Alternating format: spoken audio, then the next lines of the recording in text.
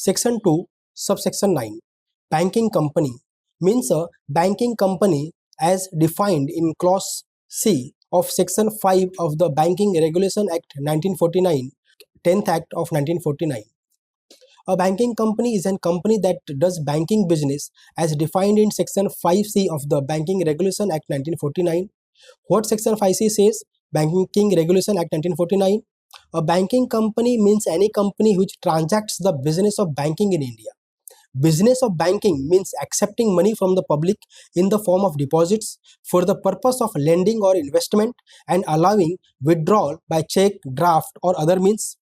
In simple words, if a company takes deposits from the people, promises to return that money on demand or after a fixed time, and lets people withdraw money via checks, drafts or electronic transfers, then it's a banking company. Example of banking companies are State Bank of India, HDFC Bank, ICICI Bank, etc. Not banking companies are non-banking financial corporate companies.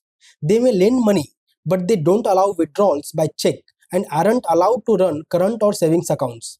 In short, a banking company is a simple company in the banking business taking deposits from the public and letting them withdraw, usually through NEFT, UPI, checks or similar instruments.